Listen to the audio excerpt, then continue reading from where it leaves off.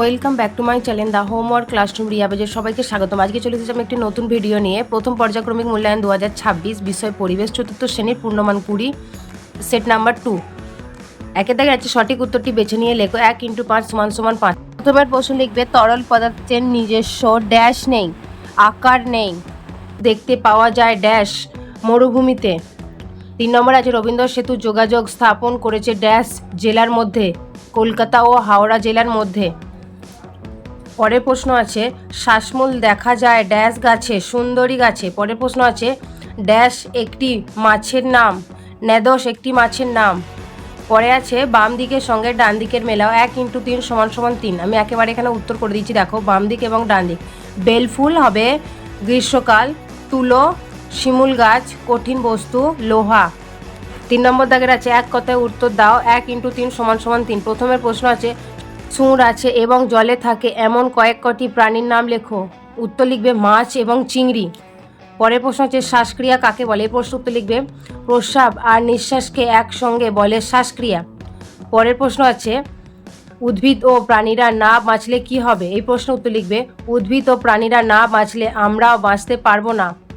পরের দাগে আছে 4 নম্বরে শূন্যস্থান পূরণ করো 1 × 3 = 3। প্রশ্ন আছে যে জিনিস যত ড্যাশ তার ভর তত বেশি। এই প্রশ্ন উত্তর হবে যে জিনিস যত ভারী তার ভর তত বেশি। পরের প্রশ্ন আছে মরিশাস একটি ছোট ড্যাশ। এই প্রশ্ন উত্তর লিখবে মরিশাস একটি ছোট দ্বীপ। পরের প্রশ্ন হচ্ছে ড্যাশ থেকে খাবারের কণা আসে। এই প্রশ্ন উত্তর লিখবে পাকস্থলী থেকে খাবারের কণা। পরে আছে 5 নম্বরে নিচের প্রশ্নগুলির উত্তর দাও 2 × 3 = 6। এই প্রশ্নের উত্তর লিখবে দুধের দাঁত কাকে বলে। এই প্রশ্ন উত্তর লিখবে বাচ্চা জন্মের পর প্রথম দিকে যে দাঁতগুলো উঠে তাদের দুধের দাঁত বলে। এই দাঁতগুলো সারা জীবন থাকে না, 13 বছর বয়সে পৌঁছালে এই দাঁতগুলি পড়ে যায়।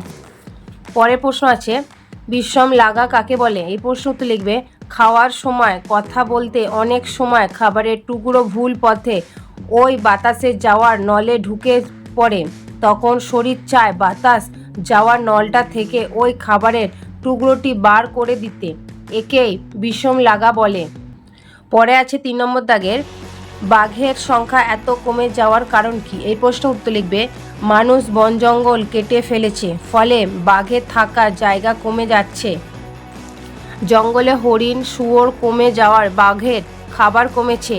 এছাড়াও বাঘের চামড়া, হাড়, নখ এসবের লাভে চোরা শিকারীরা বাঘ মেরে ফেলছে, ফলে বাঘ বিলুপ্ত হয়ে যাচ্ছে। আজকে ছিল এই পর্যন্তই প্রশ্নগুলো। আশা করি এই প্রশ্নের ভিডিওগুলো তোমাদের খুব উপকারে লাগবে এবং এই পরীক্ষায় আসার প্রশ্নগুলো অনেকটাই সম্ভাবনা আছে। দেখা হচ্ছে পরের ভিডিওতে। আজকের মতো টাটা।